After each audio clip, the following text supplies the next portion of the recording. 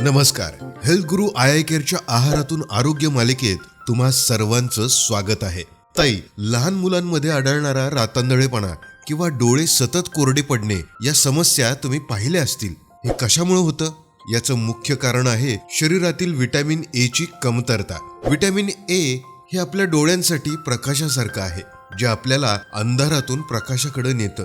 Vitamin A केवळ डोळ्यांसाठीच नाही, तर त्याचे फायदे अनेक आहेत. डोळ्यांचे आरोग्य, रातंधळेपणा रोखणं आणि दृष्टी तेज ठेवणं, रोगप्रतिकारक शक्ती, संसर्गापासून शरीराचा बचाव करणं, त्वचेचे आरोग्य, त्वचा मऊ आणि निरोगी ठेवणं, मुलांची वाढ, शारीरिक वाढीसाठी आणि हाडांच्या मजबूतीसाठी पोषक. पाहूयात व्हिटॅमिन ए चे शाकाहारी स्रोत. जी फळं किंवा भाजी रंगाने जेवढी गडद, पिवळी किंवा केशरी, तेवढंच त्यात व्हिटॅमिन ए जास्त. जसं की पिकलेला आंबा, पपई, गाजर. पालेभाज्यांमध्ये गडद हिरव्या पालेभाज्या जसं की शेवगा, मेथी, पालक, कोथिंबीर. याशिवाय तांबडा भोपळा आणि रताळे. आणि दुग्धजन्य पदार्थामध्ये दूध, लोणी, तूप. व्हिटॅमिन ए चे मांसाहारी स्रोत पाहूयात. मांसाहारी अन्नामधून व्हिटॅमिन ए थेट आणि भरपूर प्रमाणात मिळतं. जसं की लिव्हर म्हणजेच यकृत, बकरी किंवा कोंबडीचे यकृत हे व्हिटॅमिन ए चे सर्वात मोठे खजिने.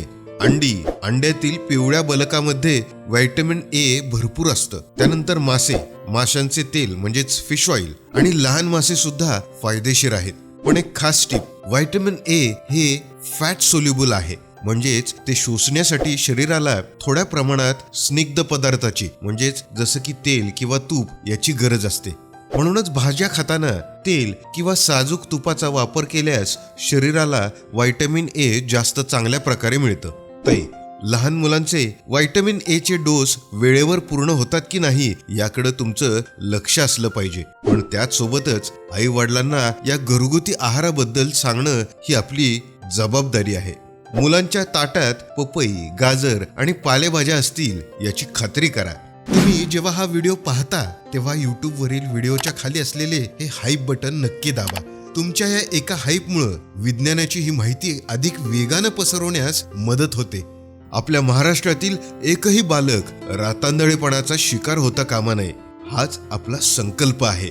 चला, योग्य आहार घेऊया आणि दृष्टी तेज ठेवूया. भेटूया हेल्थ गुरु आय केअरच्या पुढच्या भागात, जिथं आपण आयोडीन आणि थायरॉइड या गोष्टी पाहणार आहोत.